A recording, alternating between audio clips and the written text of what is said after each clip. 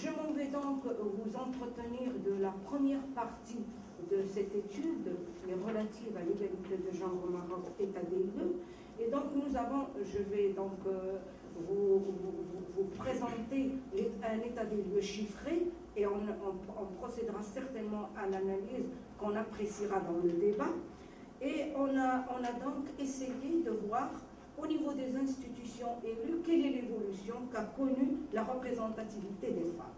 Au niveau des élections législatives, le Maroc étant indépendant depuis depuis donc les années 55, 56, 54, 55, 56, et ce n'est qu'en 1993 que 2 premières femmes donc, sont élues députées. Donc vous voyez quand même le retard accusé pour que des femmes arrivent au Parlement.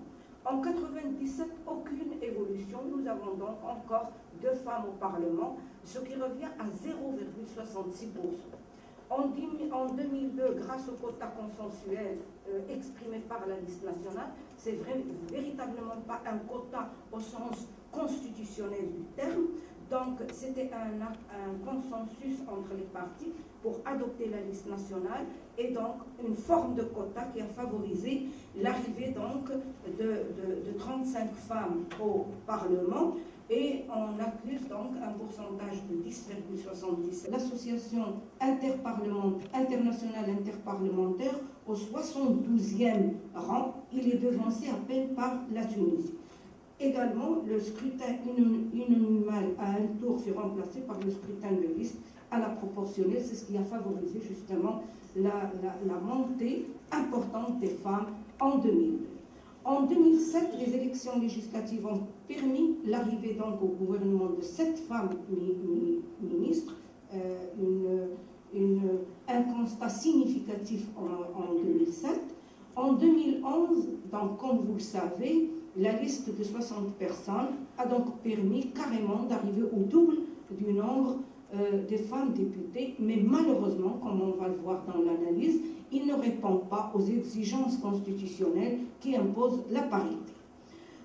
Au niveau des élections communales, en 2003, on avait 0,56%, donc c'est dérisoire. En 2009, 12,38%, c'est-à-dire 600 femmes exercent des fonctions au sein des conseils locaux et 20 sont présidentes de collectivités locales. C'est quand même un bond en avant important au niveau des élections communales. Et bientôt, on aura des élections communales au Maroc et j'espère que ce score va atteindre plutôt les 30%. Au niveau des partis politiques, selon donc une charte d'honneur, donc 20% dans les instances dirigeantes.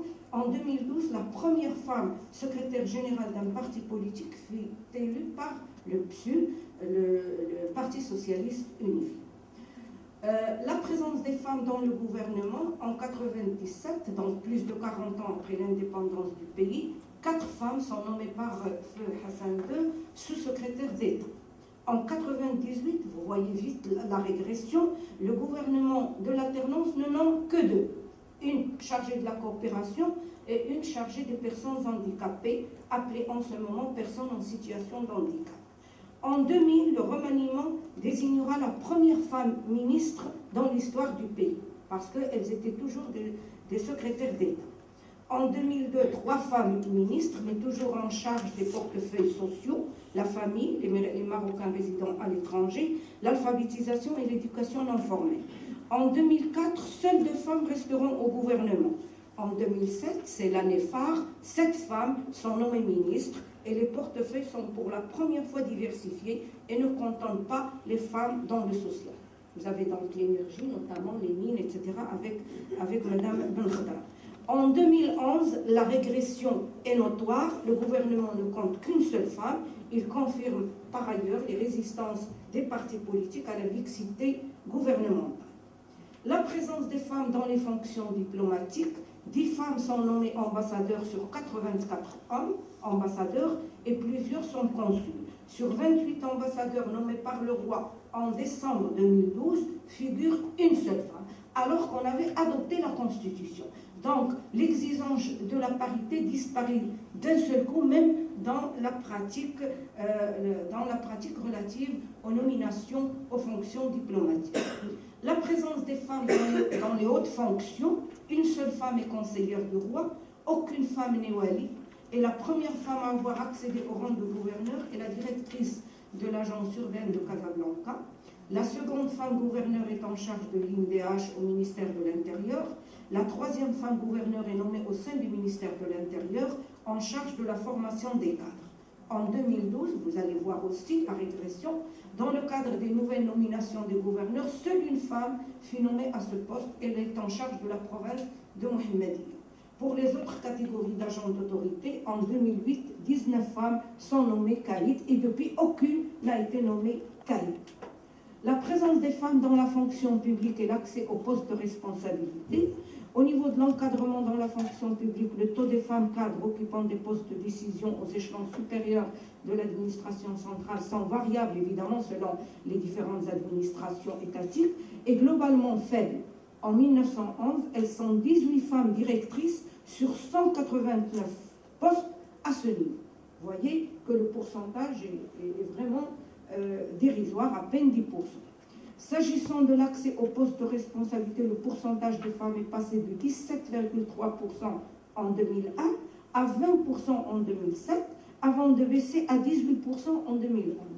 Dans les départements les plus féminisés, en l'occurrence le ministère de l'Éducation nationale et la santé publique, l'accès aux postes de décision demeure faible.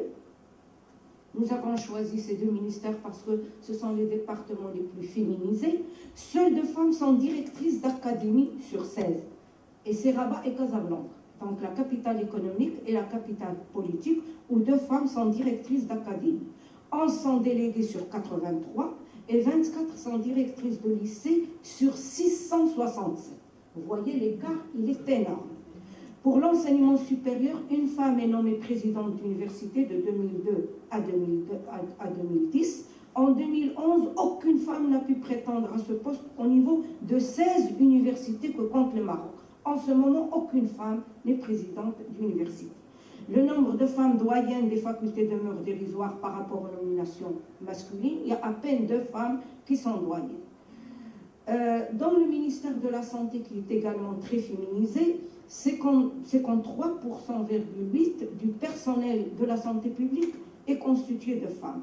Elles n'occupent aucun poste de directeur régional.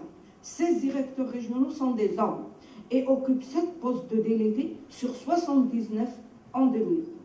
Donc ça vous donne une idée sur la représentativité des femmes, notamment dans le pouvoir législatif, le pouvoir exécutif, dans les hautes fonctions, là où se prennent justement les décisions et où se décide aussi la condition des femmes. Dans le pouvoir judiciaire, au niveau du pouvoir judiciaire, elle constitue 20% du corps des magistrats. 705 femmes sont juges sur plus de 3403 magistrats en 2011.